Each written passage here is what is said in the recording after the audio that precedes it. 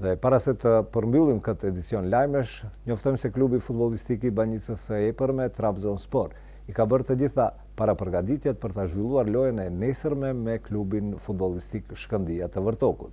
Të dyja palët presin që të luajnë një lojë korrekte, ndërsa synimi është fitoria. Të gjithë sportdashësit ftohen ta ndjekin këtë lojë nesër me fillim në ora 15:30 në fshatin Vërtok.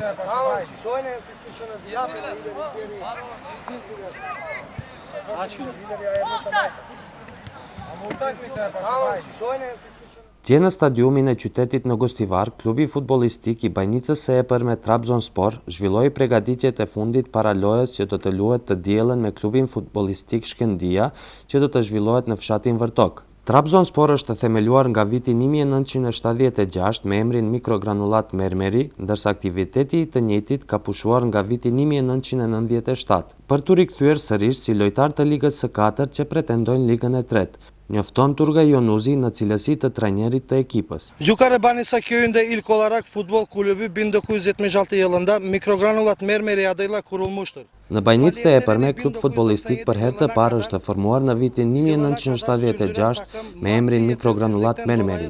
Aktivitetet e saj kanë zgjatur deri në vitin 1997 dhe për shkak të mungesës së financave kanë qenë të obliguar që të pauzojnë. Po për shkak të simpatisë dhe nostalgjisë për këtë klub, ne e pam të arsyeshme të formojmë klubin e ri të futbollit në fshatin ton me emrin Trabzonspor, nga Banjica e Epërme. Kjo ide pati mbështetje të madhe nga fshati jon, kështu që në vitin 2015 u formua klubi futbollistik. Lojtarët janë kryesisht të rinj të fshatit, ndërsa qëllimi i ekipit ton gjithnjë do të jetë që kundërshtarit t'i ofrojë respekt dhe një mundësi për një lojë futbolli të mirë, deklaron Yonuzi.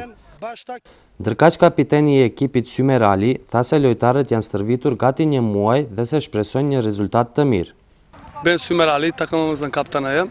Bir aydan beri çalışmalara devam ediyoruz. Jemi përgatitur gati një muaj, të dielën luajmë me ekipin Shkëndija të Vërtokut. Me këtë rast ftojmë të gjithë sportdashësit që ta ndjekin këtë ndeshje të dielën me fillim në ora 15:30 dhe besoj se do të zhvillojmë lojë të mira falë përgatitjeve paraprake, tha Aliu.